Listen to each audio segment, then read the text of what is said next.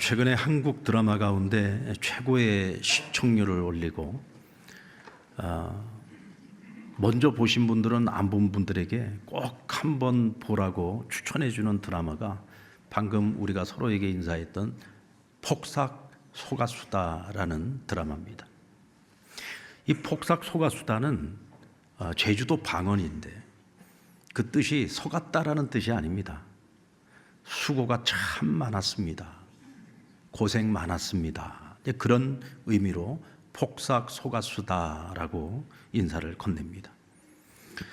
자녀를 위해서 자신의 전부를 희생하고 아낌없이 내어준 우리 부모님들의 은혜에 진심을 담아서 고맙다고 할 때, 또 우리를 위해서 정말 수고 많이 하셨다고 자신의 마음을 진심을 담아서 표현할 때, 또 자신의 입장이 아니라 부모의 입장에서 생각을 하며 이제는 내가 뭔가 부모님의 그 은혜를 조금이나마 깨닫고 부모님에게 뭔가를 좀 해드리고 싶은데, 그것을 깨달을 때쯤 되면 이미 부모님들은 세상에 계시지 않잖아요.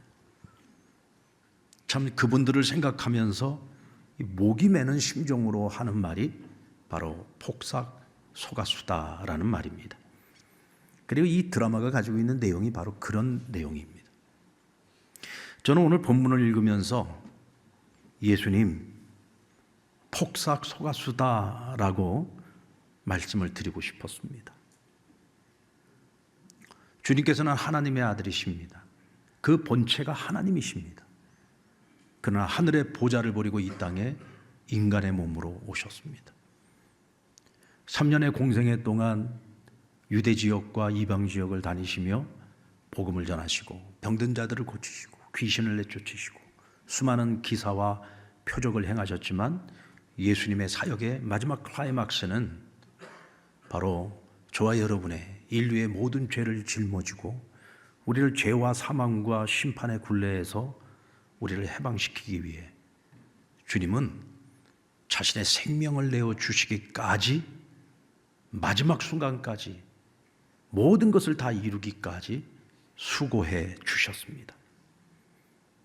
오늘 본문의 말씀도 보면 예수님 십자가에 달려 그 모진 고통의 시간을 다 보내시고 마지막에 신포도주를 마신 후 다 이루었다 말씀하시며 그 영혼이 평안히 떠나셨습니다. 예수님은 자신의 사명을 다 마칠 때까지 최선을 다하셨습니다. 만약에 예수님이 자신에게 주어진 이 사명을 거부했다든지 아니면 그 끔찍한 고통 앞에서 무릎 꿇으셨다면 하나님 아버지의 뜻은 이루어지지도 않았을 것이고 인류 구원의 역사는 물거품이 되고 말았을 겁니다. 예수님 그 한 분의 수고로 말미암아 오늘 우리는 구원을 얻고 하나님의 자녀가 되고 하늘의 유업을 받게 된 것입니다. 오늘은 종료주일입니다. 예수님이 그 십자가의 길을 걸어가시기 위해 예루살렘에 입성하신 날이요, 바로 이 날부터 예수님의 그 고난의 길은 시작이 됩니다. 우리는 주님이 걸어가신 그 수고의 발자취를 오늘 종료주일을 맞이하고 오늘 또 성찬을 앞두고 있으면서 또 한 주간 동안 우리가 고난 주간을 보내야 되는데 주님이 가신 그 길을 함께 묵상해 보고자 합니다. 예수님은 죄인들을 대속하기 위해 수고하셨습니다. 누구를 위해? 죄인들을 위해. 여러분, 사람들은 내가 누군가를 위해서 희생을 할 때 나의 수고, 내가 희생하는 그 대상이 정말 내가 희생을 할 만한 존재, 그만한 가치를 가지고 있는 존재를 위해서 내가 희생하고 싶어 합니다. 내가 전혀 희생할 만한 가치가 없는 사람을 위해서 내가 희생하려고 마음 먹고 자기를 헌신하는 사람은 많지 않습니다. 하지만 우리 주님께서는 전혀 희생할 만한 가치가 없는 사람들을 위해 철저하게 자신의 모든 것을 내어주시고 자기 생명까지도 내어주셨습니다. 우리를 대속하기 위한 대속의 수고를 마다하지 않으셨습니다. 로마서 5장 8절 말씀, 우리가 아직 죄인 되었을 때에 그리스도께서 우리를 위하여 죽으심으로 하나님께서 우리에 대한 자기의 사랑을 확증하셨느니라. 우리가 죄인 되었을 때입니다. 우리가 의인이었을 때가 아닙니다. 주님께서 희생할 만한 가치가 있는 존재일 때가 아닙니다. 우리가 죄인이었을 때입니다.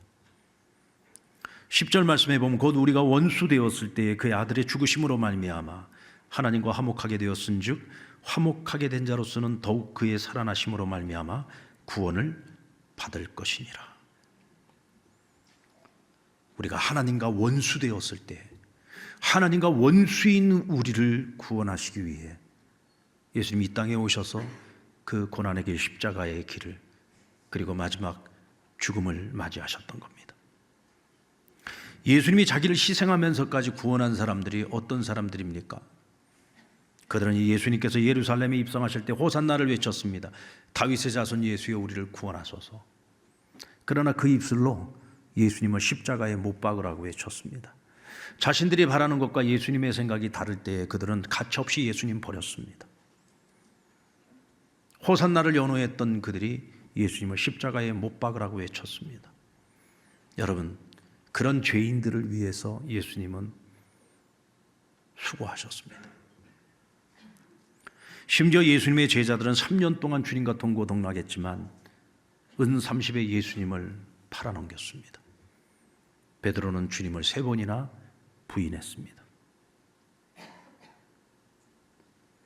오로지 자신들의 권력을 빼앗기지 않으려고 죄 없는 자를 십자가에 매달아 죽이려고 했던 대제사장, 서기관, 장로들, 그들은 자신들에게 죽일 수 있는 권한이 없어서 예수님을 직접 죽이지 못했을 뿐이지, 자신들에게 권한이 있었다면 그들은 자기들 손으로 예수님 죽였을 겁니다. 성경은 빌라도에게 예수를 넘겨준 자들의 죄가 더 크다고 말씀하죠.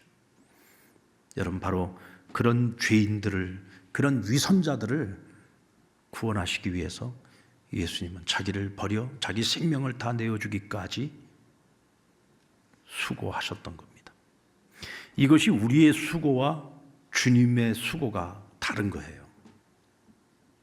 우리는 우리가 희생할 만한 가치가 있는 사람을 위해서 희생을 하려고 합니다. 만약에 희생을 하려고 한다 할지라도 그렇지 않으면 우리는 희생하지 않습니다.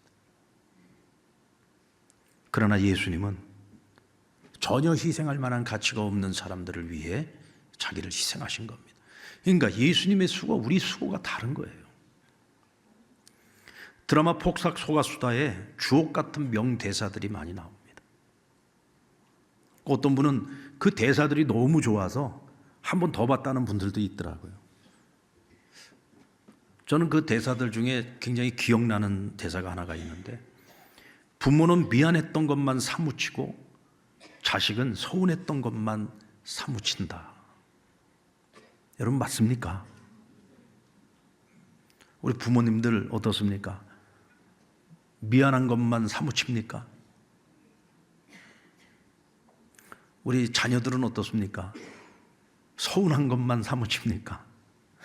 부모는 한없이 다 내어주잖아요. 그러면서는 늘 미안해요. 왜 미안합니까? 나 같은 부모 안 만나고 나보다 더 많이 가진 부모, 더 좋은 부모 만났으면 더 좋은 거 먹고 더 많은 거 누리고 더 많은 것을 해줬을 텐데, 나 같은 부모 만나서 늘 그것밖에 못 해줘서 너무 미안하다.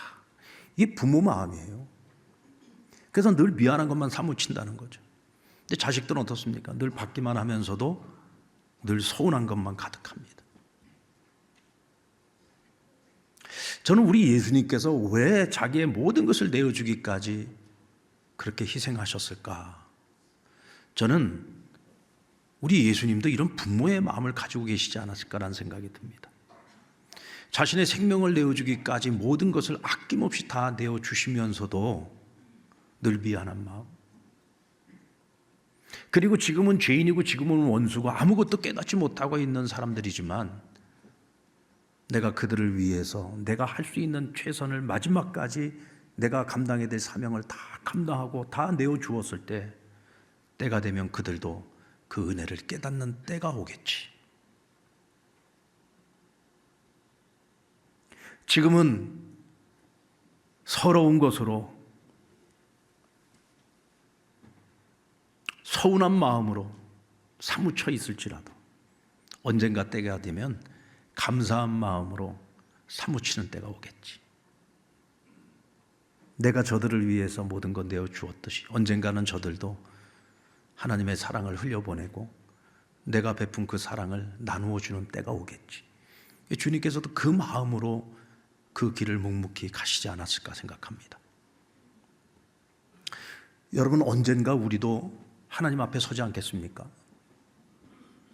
우리가 하나님 앞에 섰을 때 하나님께서 야, 이창규 목사야, 내가 너에게 그 많은 것들을 주었고 내가 너에게 그 많은 것들을 맡겨주었는데 너 뭐 하다가 왔니?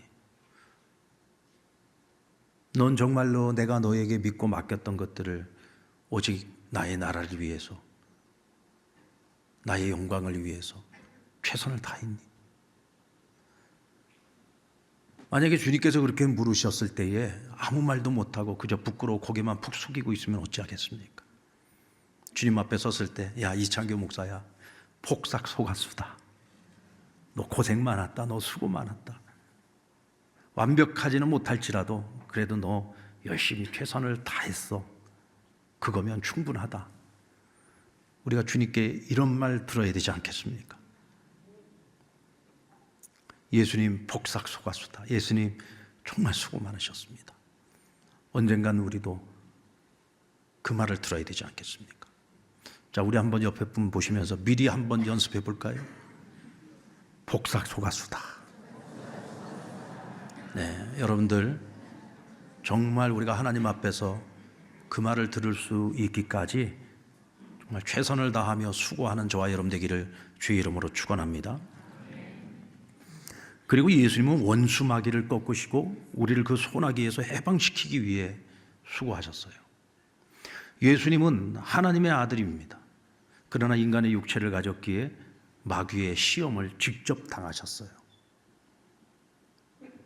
그래서 예수님은 인간이란 존재가 얼마나 연약한 존재인지를 너무나 잘 압니다. 마귀를 상대해서 절대로 이길 수 없는 존재가 사람이라는 것을 주님은 너무나 잘 알고 계셨습니다. 그러기에 이 원수 마귀의 소나기에서 우리를 해방시키고 우리를 주의 자녀로 삼아서 우리가 이 땅을 살아가는 동안 마귀와 대적하여 영적 전쟁에서 승리할 수 있는 비결, 그것은 오직 한 길밖에 없다는 것을 주님은 아셨어요. 그것이 뭐냐? 주님께서 친히 우리를 대신하여 마귀와 싸워 마귀의 권세를 완전히 꺾어버리는 것입니다. 그래서 여러분, 오늘 이 땅을 살아가는 우리 그리스도인들이 마귀와 싸워 이길 수 있는 길은 오직 하나밖에 없습니다.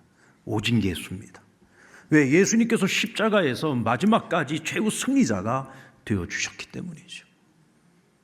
마귀는 끊임없이 예수님을 시험해서 예수님을 40일 광야 시험을 마치시고 난 다음에 시험을 할 때 그 마귀의 시험을 보면은요, 인간이 가지고 있는 가장 연약한 것, 인간의 그 욕망을 무기 삼아서 시험했어요. 합리성을 가지고 굉장히 효율적인 언어로 예수님을 시험했습니다. 예수님이 깨어 계시지 않았으면 하나님의 아들이신 예수님일지라도 이 마귀의 그 속삭임 앞에서 쓰러지고 넘어질 수밖에 없을 만큼 기가 막히게 인간의 연약함과 약점을 알고 파고들어서 쓰러뜨리려고 했습니다. 예수님은 그 모든 시험을 다 당해보셨기 때문에 인간이 결코 자기 힘으로 싸워 이길 수 없다는 것을 아셨던 거죠. 그래서 겟세마네 기도에서도 예수님께서 이 잔을 피할 수만 있다면 아버지 피할 수 있게 해주세요. 그러나 아버지의 뜻대로 하옵소서. 끝까지 이기신 겁니다. 마지막 십자가에 달려 고난 당하실 때에도 하늘의 천군과 천사를 동원해서 빨리 이 모든 것을 다 끝낼 수도 있었겠지만 예수님 끝까지 내가 인류를 대신해서 받아야 될 그 모든 고통을 다 받아내기까지 참고 인내하시며 싸우셨습니다. 그리고 마지막 다 이루었다라고 하는 선포를 함과 동시에 예수님은 마귀의 권세를 완전히 꺾어버리고 승리하신 것입니다. 믿습니까? 우리가 마귀와 싸워서 이길 수 있는 길은 한 가지밖에 없다니까요. 오직 예수입니다. 저는 어렸을 때 형을 둔 친구들이 그렇게 부러웠어요. 형들이 많을수록 부러웠습니다. 왜냐하면 저는 위로 누님만 셋인데 누나들 셋이 저를 위해서 전혀 싸워주지를 않았습니다. 형들을 둔 친구들은 어디를 가도 겁이 없었습니다. 왜냐하면 내 뒤에 누가 있어요? 형들이 있기 때문에. 그래서 제가 중학교를 올라가서 중학교 다닐 때 1학년 저랑 제일 친했던 친구가 형들이 많았어요. 그 중에 바로 위에 있는 형이 저희 학교 럭비부 주장이었습니다. 그래 이 형이 얼마나 강하겠습니까?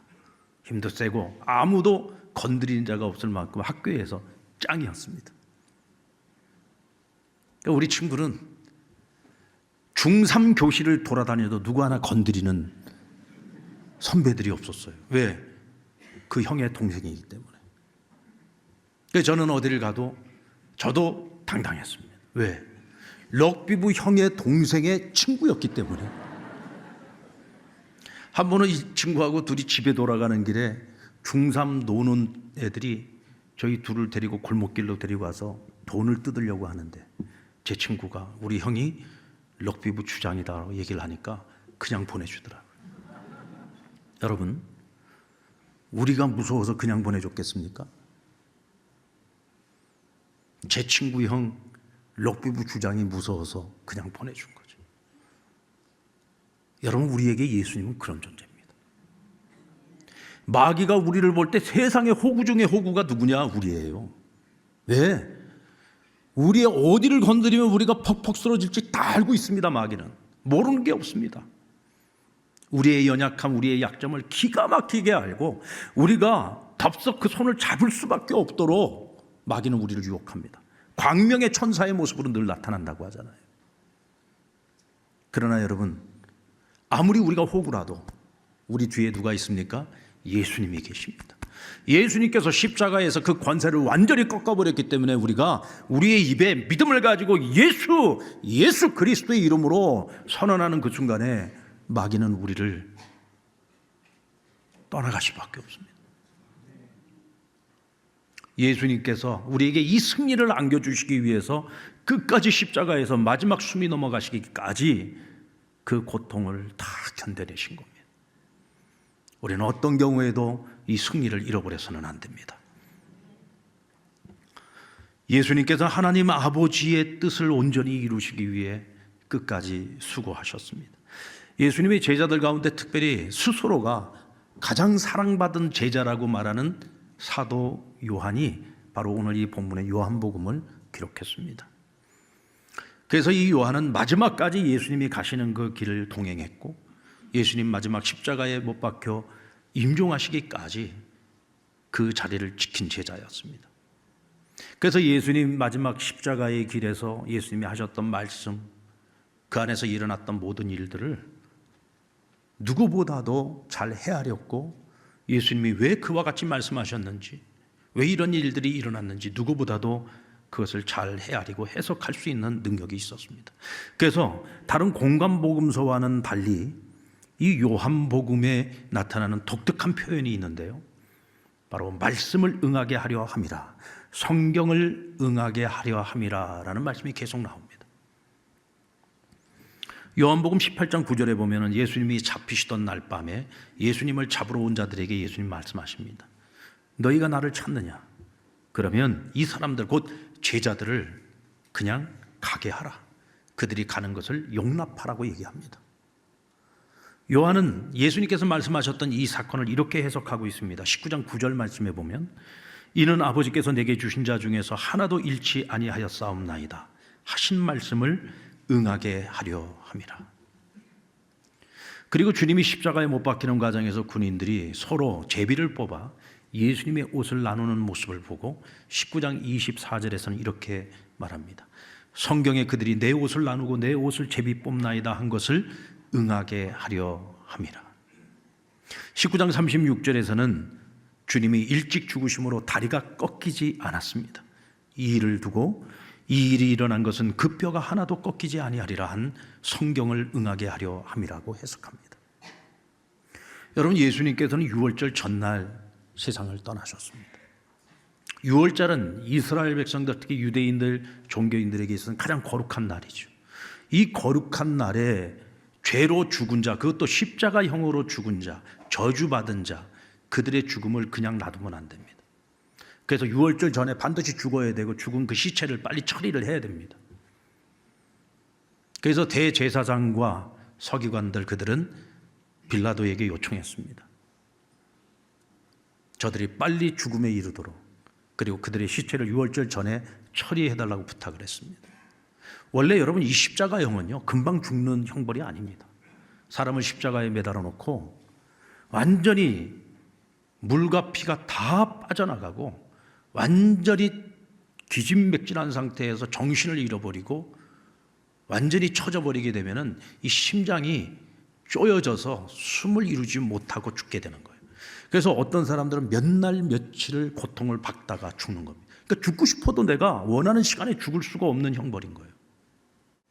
그러나 유월절까지 넘어가지 않도록 하기 위해서 어떻게 했습니까? 로마의 군인들이 쇠몽둥이를 들고 그 죄인들의 무릎을 쳐서 무릎을 박살을 내가지고요 다리가 확 꺾이게 되면은 주저앉으면서 숨이 막혀 죽는 겁니다. 그래서 두 강도는 다리를 꺾어서 죽였어요. 그러나 예수님께서는 그 전에 테텔레스타이, 다 이루었다 말씀하시고 임종하십니다. 그래서 예수님이 죽은 것을 확인했기 때문에 다시 한번 확인하기 위해서 굳이 다리를 꺾을 필요가 없이 한 병사가 창을 들고 그 옆구리를 찔러 물과 피가 쏟아지게 됩니다. 그리고 예수님의 죽음을 확인했습니다. 성경의 예언대로 예수님께서는 다리가 꺾이지 않은 채, 뼈 중에 어느 것 하나도 꺾이지 않은 상태로 죽음을 맞이했던 거죠.